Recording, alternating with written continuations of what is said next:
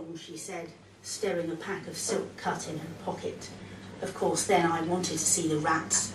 The mutant monster rats, Spotty Sean called them when he came back from his fag break. I don't smoke, so I couldn't nip out on a break. It wasn't fair. Why couldn't they have Mars bar breaks or cheese and onion breaks? I had to wait until my shift finished. It was November and dark as the devil's armpit. The moment the door swished open, the car park smell assailed me. Temptation had me in its treacly grip. I had to see them. The rats, I mean. I went into the alley where the bins lived. So dark, so smelly. There was virtually no moon to see anything by, but the tall lights in the car park had a long reach. Soon I saw movement. 2 rats at first. They were big. Then another, even larger one. I edged a little further down the alley. Haven't seen you here before, Silky. I spun round, but there was no one behind me. Down here, not back there. At my feet was a rat, but of course there was. I'd come into the alley to see the rats, the foot-long rats. Taken up smoking, have we? The rat was black, with eyes like jet beads. On its twitching nose lurked a few grey hairs. Little pink ears like flower petals rippled slightly as it inclined its head to look at me. I looked around again. Sean? Not Sean. Me. You can see me. Look, here I am. The rat by my feet gave a sideways shuffle, whisked its tail a few times and put its head at a jaunty angle. See me now? I looked around. I nodded dumbly. Say hello then, said the rat. Each time it spoke, I could see the snout open and close. Or has the cat got your tongue? It executed a series of rhythmic squeaks, rat laughter perhaps. It's only polite to speak, it said, if I'm to offer you some advice. Advice? At last, said the rat. Yes, and some good advice too. Tell your mother, and don't insult me by saying what. You know what. What? Rats are everywhere. And we know everything. I, in particular, never miss a trick. Cunning like a fox, except I'm a rat. Tell your mother she needs to know before it's too late. I must be mad, I said. I'm talking to a rat. And I turned tail, headed back along the alley, out into the car park. My scooter was parked in a bay behind Marks and Spencer's. I turned the key and the engine hummed. Off we went, zipping nippily over the roundabout towards St Jude's. Where have you been, Nor? Mum was frying sausages in the pan. You're 10 minutes late. The sausages were for my brother. Sausages and baked beans are pretty much all Bertie will eat. Take over stirring, will you? I'm off to the shop. I'll get some pies while I'm out. Mum has an obsession with Hello magazine, and in particular the lives of foreign royalty. I'm named after Queen Noor of Jordan, and Bertie after Prince Albert, the monarch of Monaco. Mum never got a prince herself, although God knows she's tried hard enough. Her latest is Dirk. Mum poked her head around the door. When you've given Bertie his tea, Dirk was looking for you. He wants you to help him with something. Dirk's real name is Derek. He changed it because it goes with his image. He's the worst of Mum's boyfriends by far. Dirk even wears cowboy boots, gilded ones. The front door banged as Mum went to the corner shop for her latest fix of Hello. Nor? The figure of Dirk suddenly filled the doorway. Thought I heard your voice. Can you come and help me with my playlist? Did I mention Dirk's a DJ? He does parties, student nights, weddings and wakes. I'm doing a Greek wedding, nipped from the dry cleaners. Who's Greek? Who sings? Why don't you Google it, Dirk? Now, why didn't I think of that? Dirk slapped his forehead. Tried it and got back a load of nonsense results. There's no A in Greek. The words were out of my mouth before I could stop them. An Elvis sneer twisted up Dirk's lip. Smart ass, he said, grabbing a big chunk of my flesh and squeezing hard. The burning sensation where he touched me kept throbbing all the time I plated Bertie's meal. Put those furballs back in their box, Bert, grubs up. Bertie has always had weird pets. For most of his 12 years, he's had them all. Snakes, an iguana, stick insects, a tarantula, and when Mum got Dirk, Bertie got 2 albino show rats, Dr. Strange Rat and Nurse Ratchet.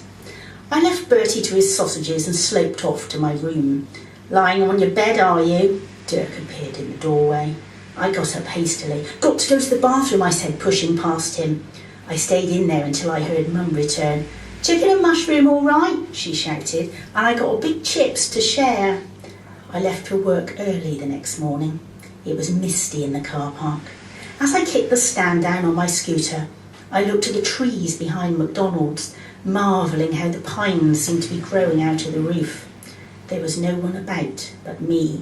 A few seagulls were ripping up the discarded contents of a takeaway carton. Suddenly a rat, a huge hazel brown thing with a tail thick as an aerial wire, raced out into the open.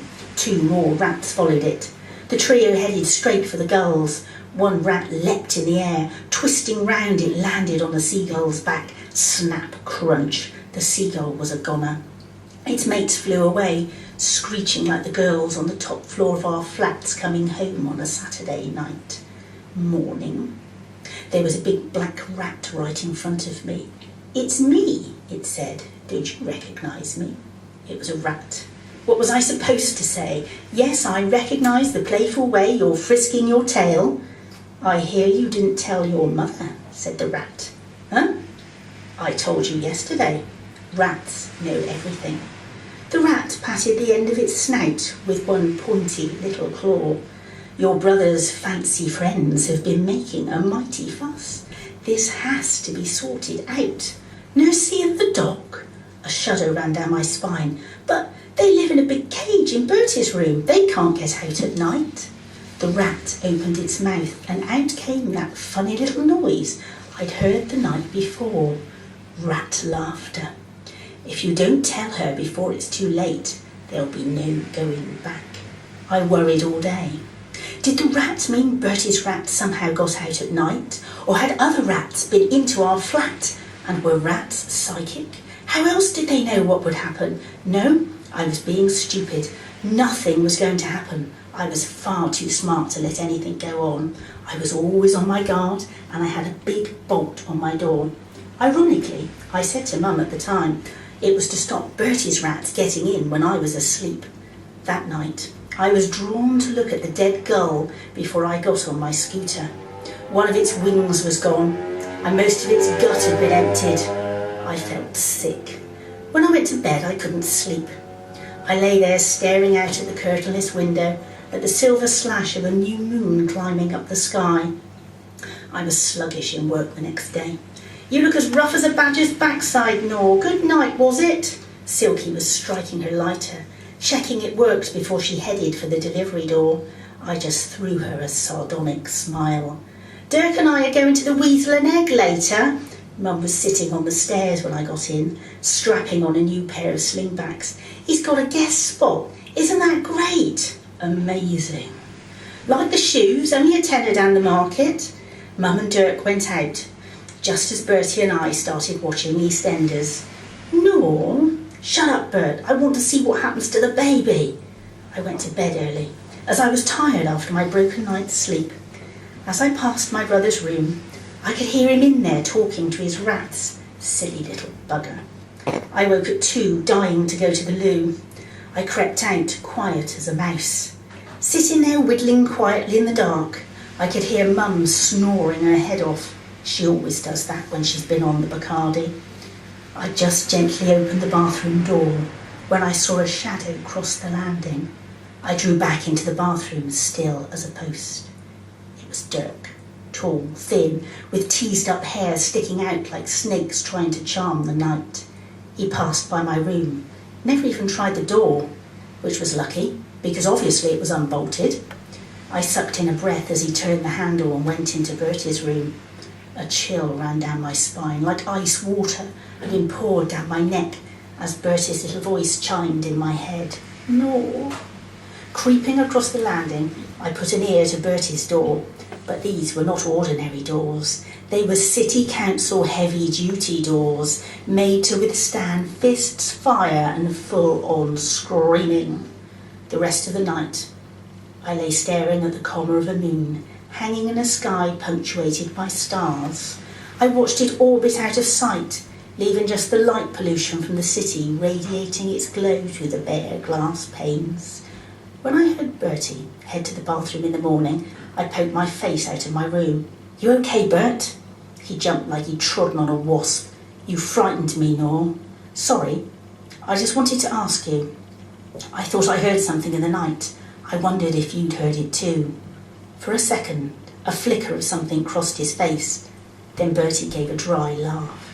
"Probably Mum's snoring again," he said, vanishing into the bathroom. At lunchtime, I was sitting in the delivery bay eating crisps, thinking about what to do, what to say. Should I tell Mum? Would she throw me out for lying about her precious Dirk? That sort of thing. When my mobile went off, it was Dirk. "Hello?" "No, could you be a lifesaver and lend me your scooter? I got your spare keys off the shelf. I can come and get it from the car park. I need to get out to Thornbury for a gig interview this afternoon." "Why can't you get the bus, Dirk?" "Crap buses to Thornbury. You know that, Noel. You had that boyfriend who lived there." "How long do you want it for, Dirk?" "I can pick it up now and have it back before you finish your shift. How about that? And I'll even buy you a bar of chocolate to say thank you." "That won't cover the petrol, will it, Dirk?" "Smart ass. Is that a yes?" "Oh, all right."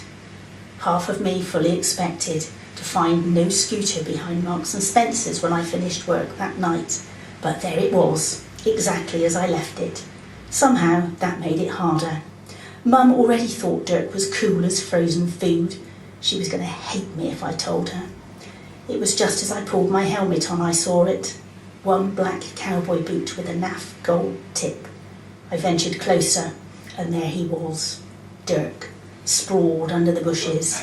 Part of his arm was missing and most of his middle section had been eaten away.